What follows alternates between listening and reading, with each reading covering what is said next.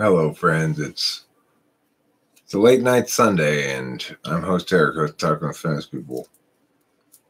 Given that it's 10:35 here in Los Angeles, and that makes it 1:35 on the East Coast, and that it's Sunday night, which people are most likely to go to bed early, I'm anticipating that probably won't get much turnout here for this live stream. But I guess I just felt not quite ready to go to bed myself, and concurrently interested in socializing to some extent or doing something. I asked Kimberly if she wanted to go to bed. She said no. So I said, well, I'll live stream here. But I was going to go to the weed store, but then, I got these free joints that are pretty good too. Hi, Sheila. Hi, Hambone. Yeah, it's late. It's 10:35 here, though, on the West Coast. So it's not that late.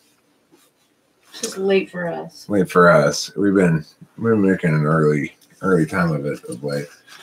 It used to be I stayed up all night long all the time, but I don't do that anymore.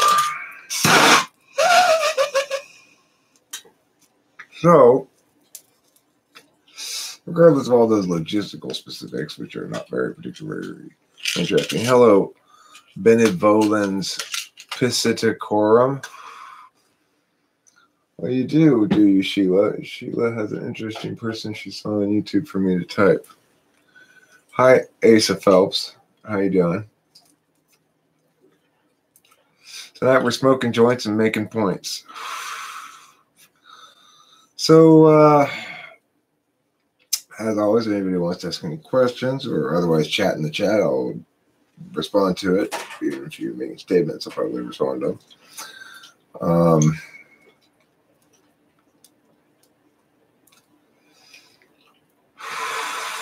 Yeah, simply communicate. I mean, I'm just saying you don't have to ask questions in the chat for me to respond to stuff that's in the chat.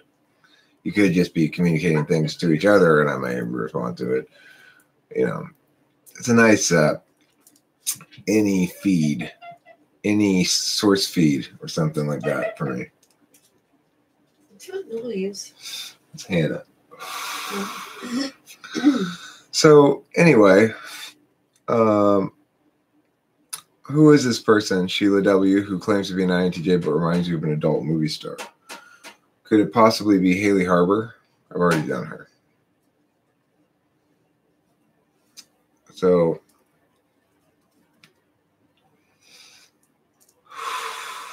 I've done almost 100 type releases now, or probably 80 something.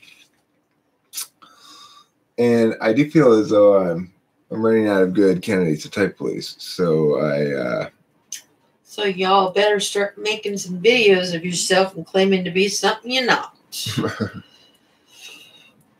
Oh, that's okay, Asa Phelps. It's okay to make mistakes in the text.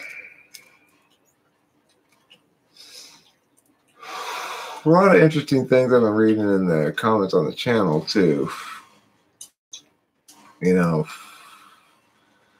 People like to roll in with a lot of fire sometimes, and to sometimes try, I guess, basically establish dominance as best they can. Can you please roast INTJ ENFP comparability or compatibility? I don't think INTJs and ENFPs are particularly compatible, but I don't think they're the worst pairing imaginable. I mean, the problem with it would be that your ENFP would be seeking SI, your INTJ would be seeking SE, and neither of them would really be providing it to the other person. So that's one of the problems there. INTJ is using a tool function of TE, would coordinate fine enough with the third slot TE. You'd have no problem there with the FITE because they're semi-duals.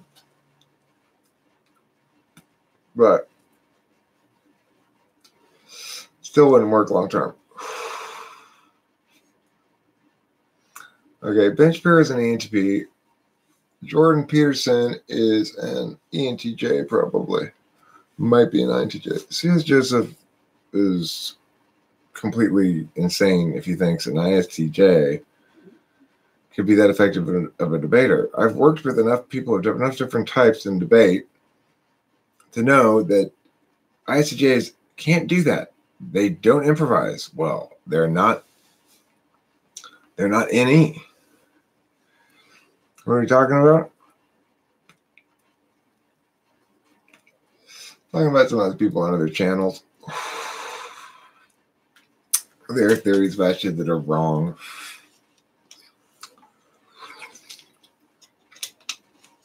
Okay, Andy Andrea, huh? Andy Andrea, I'll check it out. Thank you for the tip. Andy Andrea, YouTube.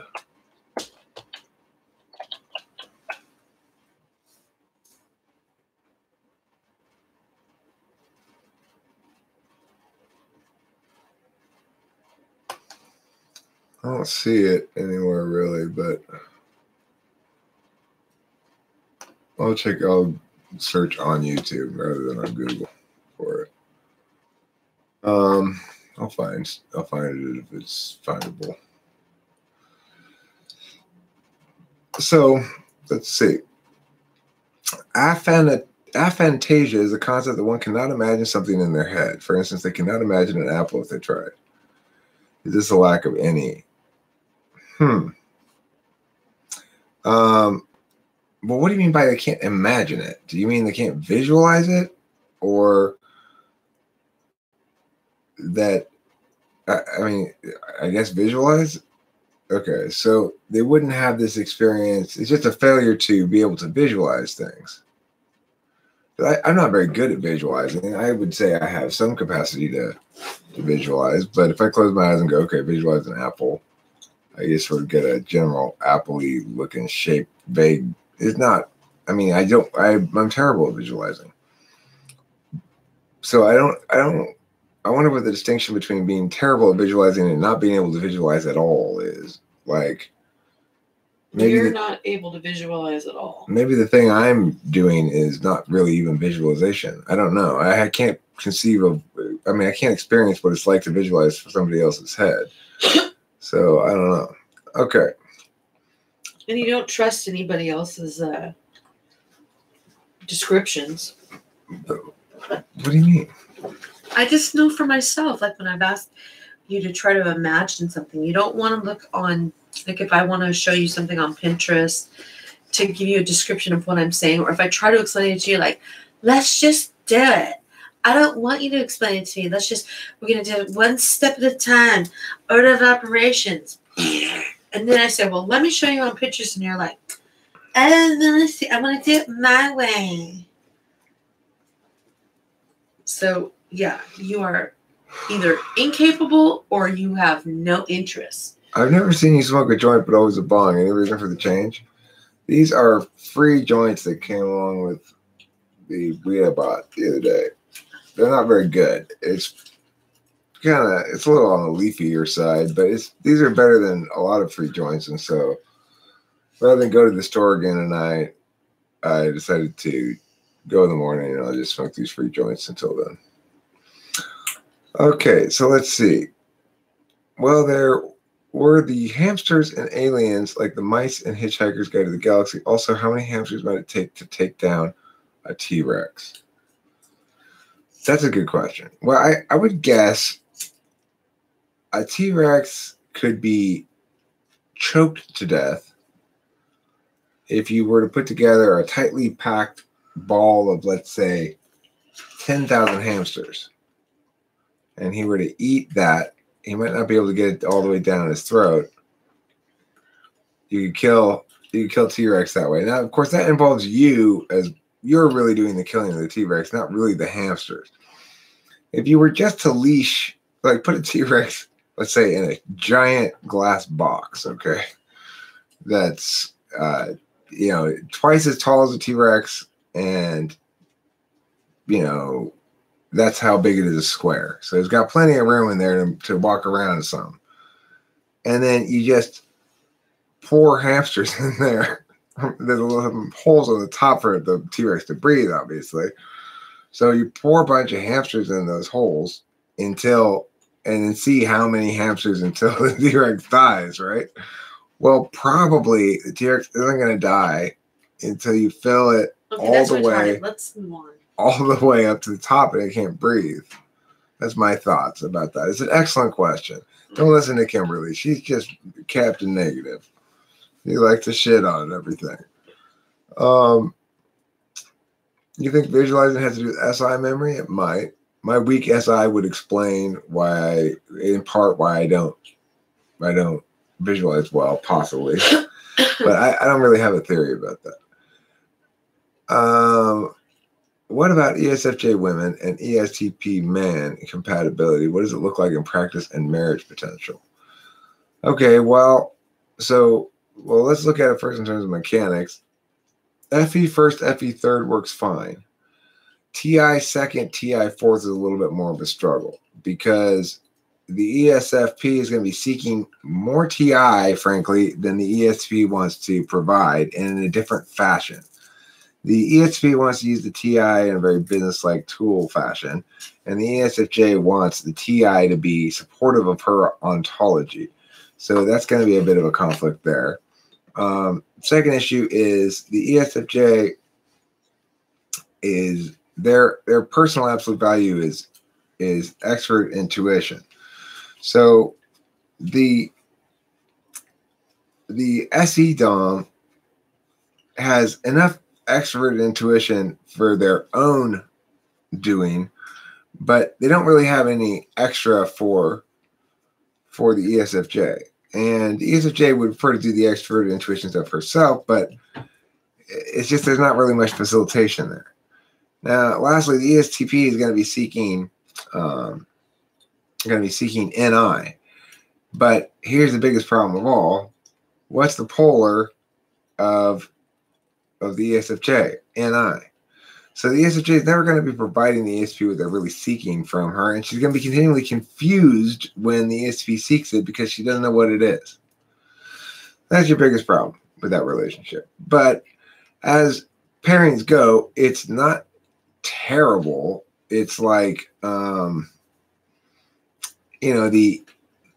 ESFJ is going to countervalue the ESP's dominant nature, which is bad. But at the same time, ESFJs like to get shit accomplished, and they'll like the SE plenty. I mean, because they're both extroverts, there's a certain compatibility thing that goes with both being extroverts that you don't get in a dual relationship, but that, in my opinion, isn't really worth that much. Ideally, the two would get with their duals, in my opinion. But that's not a terrible relationship. At least the FETI stuff is compatible. What is 8th slot NE like as with ESXPs? Well, it's the equivalent of my SE. So it's like, for the extroverted sensors, extroverted intuition provides them enough ideation so they can come up with new fun things to do. And then they do them.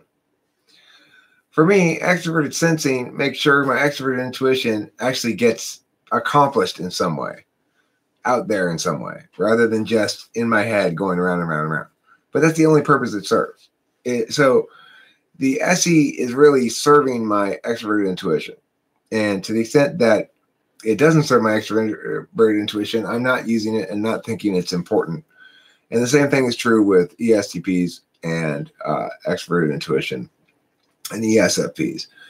They only, any for them serves doing shit. And when it doesn't, it's not anything that they're going to pay attention to. Okay, Thomas Anderson says, hi, John. Hi, John. Hi, John Hawk. Hi, Tom. Hi, Tom. Hi, Tom Anderson. TE time. If I leave with TE, apparently I seek FI. Okay, how do I realize that I'm seeking FI in real life? Maybe it happens without me realizing it. Well, look, to be seeking FI is not exactly a conscious thing, and you're not seeking it in general, you're seeking it from a significant other. So what you're looking for is basically to say you're seeking FI means you're looking for a wife, if assuming you're a man, or a girlfriend or whatever, who handles all the FI shit. That means who displays a lot of her own FI to you, who reminds you to pay attention to your FI when important, and or produces an environment that makes it comfortable and easy for you to use your own FI when it's appropriate. So in that regard, your job, you're seeking, what you're really seeking is to delegate the responsibilities of FI into somebody else. You'd rather not spend time with your own feelings, just as I would rather not spend time with my own introverted sensing stuff. I'd rather not brush my teeth and take a bath and blah, blah, blah, as a general principle or something. But as I've learned as I've gotten older, in practice, I seek it and I find it fulfilling. It's boring, but it's still fulfilling and it's important. And so it's like you do need to come to terms with your own feelings, just like I need to come to terms with my own animal self. But you don't want to, because it's like what you do when you're not playing. You know, what do I do when I'm not playing? I have to SI. I got to clean up and keep track of shit. What do you do when you're not playing? I've got to care. I can't just figure out how to do shit more effectively. Like that.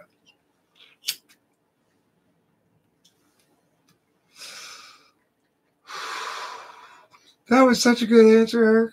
Yeah, it was. That's why they hired me at Good Answers Emporium.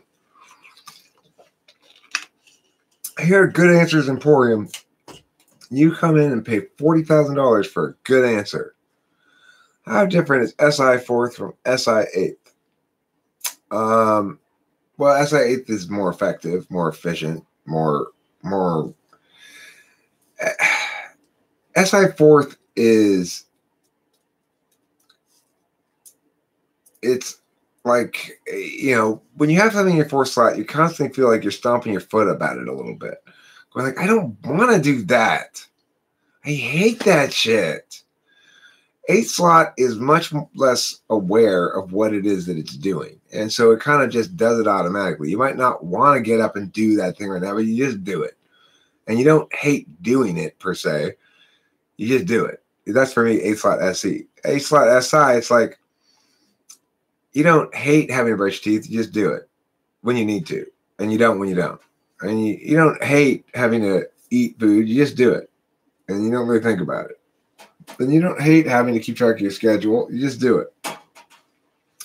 It's a role function, so it works to your benefit. Your 8th slot function might be also called your balanced function, or your unnecessarily insecure function.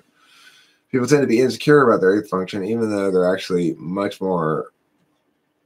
They do a better job of affecting themselves in the world with it than they think. Now, one thing I want to talk to you guys all about, really, really important, semen retention. Well, I learned today from a video by a gentleman named something white something that it's really important to retain your semen. Okay, that's where your life energy is and your creative energy. So just keep that locked up in your body where it never gets out again, and somehow you'll experience new spiritual awakenings. That's what I learned today, and I just wanted to make sure I shared it with everybody. Don't waste that stuff. I thought it was always just like disposable, but it turns out it was filled with my precious creative life energies. I can't believe I'm wasting them on Kimberly. Jeez. Oh, yeah, well, that's great. That's why you don't have any life or creative energies, Sheila. Only dudes can have that. What you get instead is a vagina. It's not as good. You have mentioned in the past that INFPs display in a wide variety of ways. Why? What type do you usually mistake them for?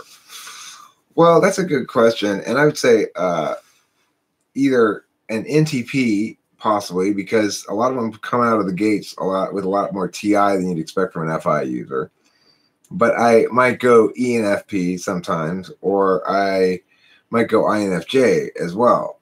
The thing about INFPs is they might display TI, they might display NE, they might display FI, they might display FE because they're ignoring, so it's strong.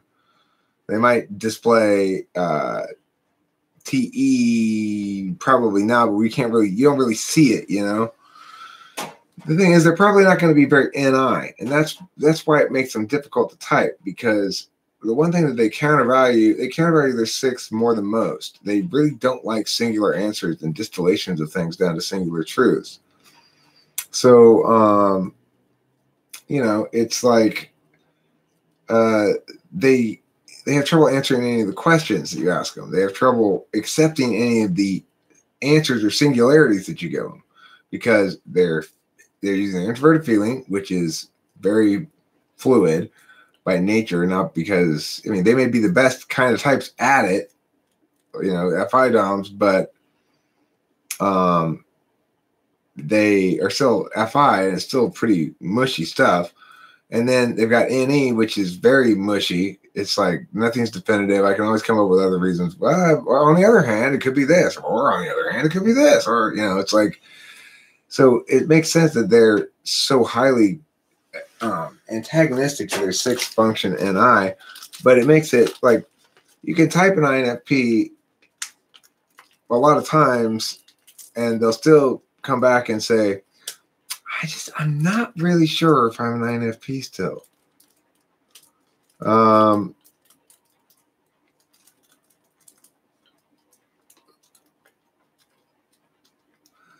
Joseph House says, if I retain semen, I don't last as long. Terrible. Why would 10 seconds of doing you know what somehow benefit me? I'm not experiencing one of my human needs. Well, it's filled with vitamins and minerals and your creative and life energies. Okay? That's why. Obviously. How many hamsters would it take down to take down a velociraptor? 6. Do you know Sigmund Freud? I do. He's a good friend of mine. He comes over. We play Baccarat together, and make jokes about your mother. Really hate absolute statements. I don't trust them. Yeah, I mean, you got to make bold claims. Otherwise, what's the point? Only 6, yeah. Well, you probably didn't know this, but velociraptors had a terribly impactful allergy to hamster hair. And in fact, the 6 is because I'm assuming a strong wind. If we put them in a very small area altogether, it would only take 1. But assuming a strong wind is blowing most of the hamster dander away from the velociraptors, it would take 6 to surround them. So that way, no matter which way the wind is blowing, they're all gonna die. Sheila, you're not a velociraptor. You're not allergic to hamsters. You're gonna be fine. Consume semen for max gains. 2 tablespoons of my protein shake. Righteous. I shit you not. I shit you not. I'm gonna share this link with you. I read this after making that video tonight. Somebody decided that they were going to treat their back pain by injecting themselves with their own semen. It didn't work. Shocking.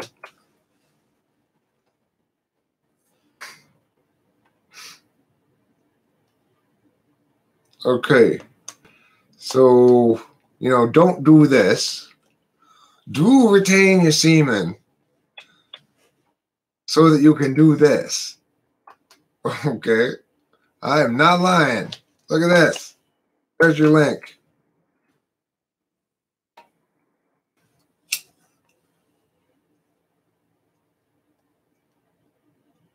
Well, you know, don't trust.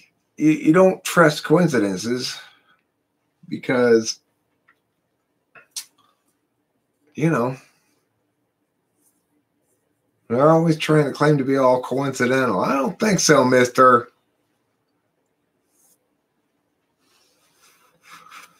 So yeah, I want to send that link to that guy who I did the debate police video on and say, this dear guy, this is me. I've been listening to you and taking your advice. I thought, Jesus, it's got so many life energy and vitamins and minerals and creative energy into it. I'm going to just start shooting it into my back. You know what? I was pretty sure it was working. I did it for 18 months or something ridiculous like that. And lo and behold, the doctors disagreed. I don't know what the fuck's going on. Would love to hear a comparison on ISFP and INFP. Well, Charles Benson, I would say that ISFPs are, I mean, look, the best description I've heard for ISFPs not that I've heard, the best description of ISFPs I've ever made that feels the most true to me, it's not even a description of them. It just says it's a description of how I feel around ISFPs. If I'm hanging out with an ISFP, it's just me and an ISFP. Half the time I feel like the only adult in the room, and half the time I feel like the only child in the room. Or in half of the ways I feel like the only adult in the room, and in half of the ways I feel like the only child in the room. Like we both kind of feel sorry for each other. Like I feel sorry for you because you're so stunted how I am. But I also feel sorry for me because I see how stunted I am in ways that you are, and vice versa. It's a weird relationship I have with ISFPs. When I hang out with Katie, who's an ISFP that I spend the most time with probably, it's like, ENTPs and ISFPs don't have much to talk about. I had this other ISFP chick I was hanging out with for a while, way back, not way back, but, a while back now. And I asked her, I was like, are you afraid of death? And she said, no, she's just afraid of pain, the pain of dying. And that the general sense I got from her is that life is very weighty as it is. By the time you get to be 70 years old or something, you're carrying all the FI weight of a whole life. And so I'm not scared of death at all. INFPs are much more dreamy and confused. ISFPs have a clear sense of self that's grounded and real and in some ways confusing to me. But INFPs are much more confused about themselves. They have a much less clear sense of who they are and what their purpose is, or what purpose is in general, while at the same time having the same fundamental prioritization of authenticity that the ISFPs do. Their extroverted intuition makes them so that they get lost in ideation about something that can't really be ideationally captured, namely their feelings. Okay, so let's see.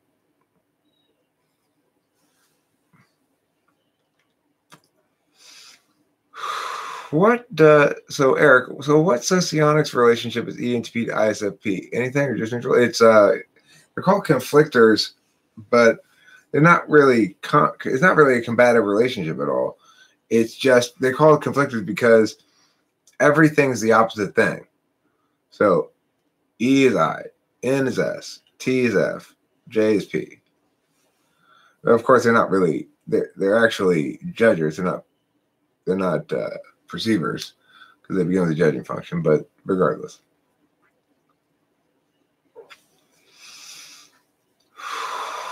right. So Charles Benson, that's consistent with ISFP, which I believe you've told me you are before, and I believe it's the case.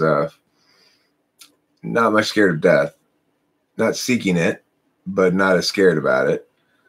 I just if your reasoning is the same as the other ISFP that I've talked to about this, then the reason is basically by the time I get to that age, I'm sure I'll be full, basically.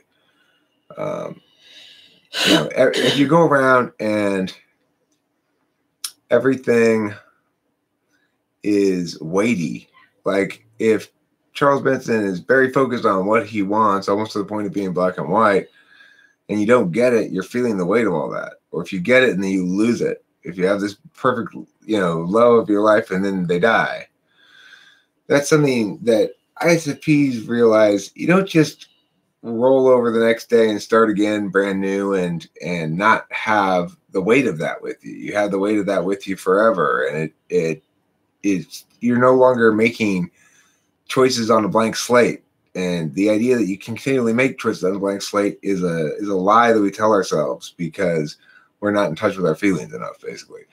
ISFPs would probably agree with that, probably wouldn't say it because that's a very ideational expression of it or whatever.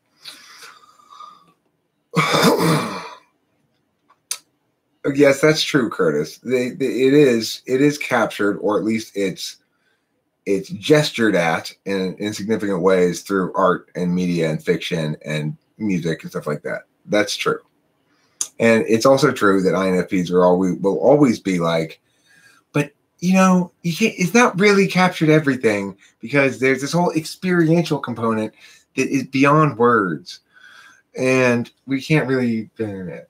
It's like I read somebody's comment today that was like, the problem you're making is you don't think that there's an experiential part that relates to beyond words. And you can't really capture people with types and like, I know that. That's part of the whole model, though, is that let's start with the reality that half of life is experiential and can't really be captured or conveyed with words and can't be experienced in words for sure. It's high resolution. It's not representational.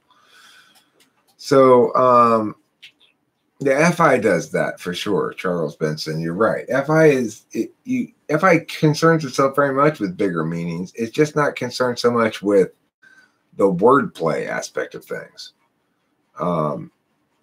It's the meaning making, the meaning making part of it that makes it so difficult for INFPs to resolve things into a clarity. It's because they're not just like Charles Benson, ISFP, is using NI in that mix there.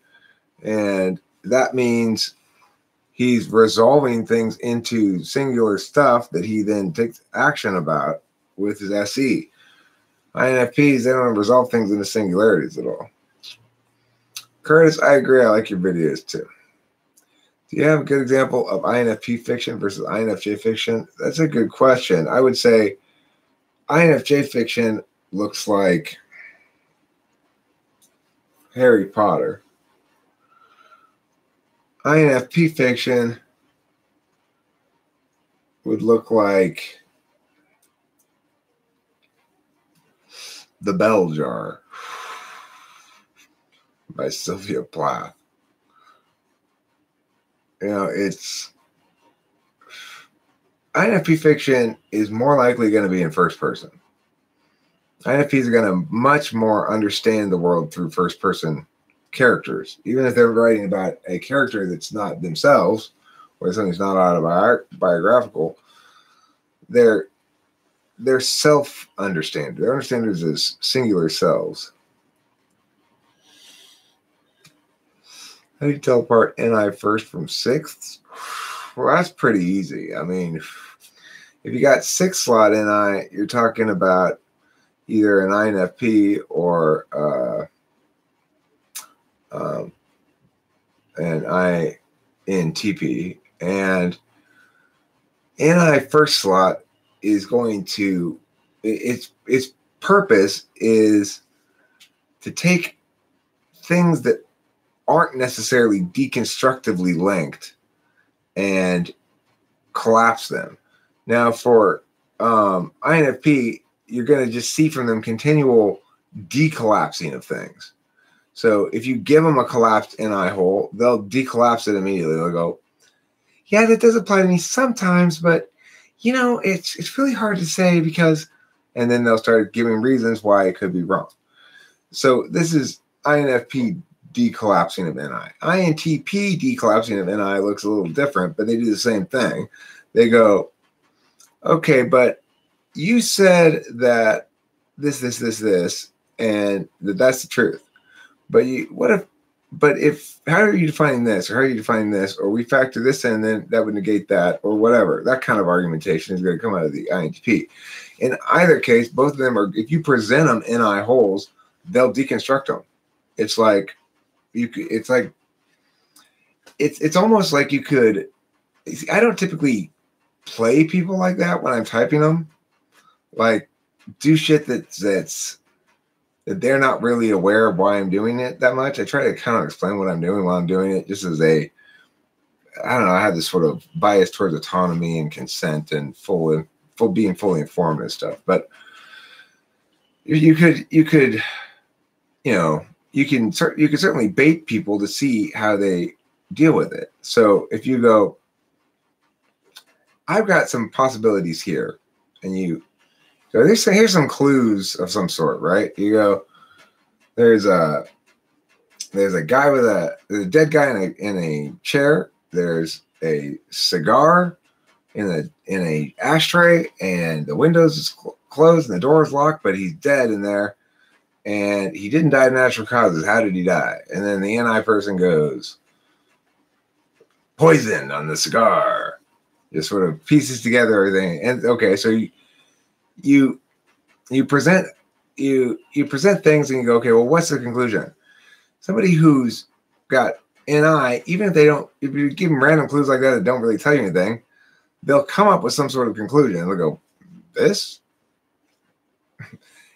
Any people will probably be like, well, it could be this, could be that, it could be this. Or they might go, that's not enough information to tell what, because we don't know if this or this or this or this, all the stuff we don't know. NE is negative space and NI is positive space. So if you're an NI Dom, you're going to do that and respond to that kind of stuff differently than NI 6 slot for sure. Many different INFJs, many describe INFJ as not being very aware of the surroundings, but what does that really mean? I feel I am very aware of everything around me. What does SC really mean in the 4th slot? Well, aware of your surroundings. So probably what you're aware of if you're an INFJ or if you're an ESFJ or an ISFJ or an ENFJ is everybody else's emotional state. And whether they're happy, whether they're mad at you, and how, like Kimberly's always policing my FE with other people. So when I was talking about the Tyrannosaurus Rex and the hamsters, she jumped in there saying, oh, this is boring. I want you to transition from there.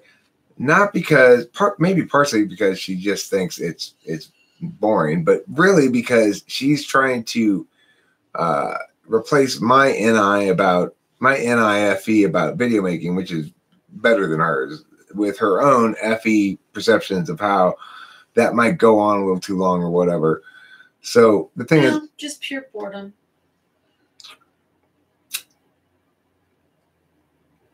I'm bored now too.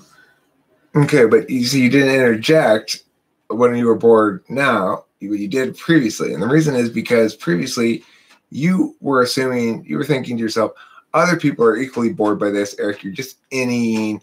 You shouldn't do this because it's not effective on an FE level. So even though you're bored now, you think it's effective on an FE level, so you're not chiming in. I know, I just wasn't listening. I'm just being a brat. With FE8, I'm aware of everyone else's emotional state. I wouldn't be surprised, TE time, if you are quite aware of people's emotional states to the extent that it serves your TE. So if you're trying to get something accomplished, you'll be quite aware of their emotional states and how you need to use FE to get their cooperation. If you don't need their help with anything, or you're not trying to get them to do anything, then you don't care how they feel. And you're probably not paying any attention to it either. Ethan Davis. Ethan Davis? I don't know who Ethan Davis is. How do I get somebody in there right now? I don't know. Well, he wants to watch a live stream right now. Then tell him to watch the live stream. How do I do that?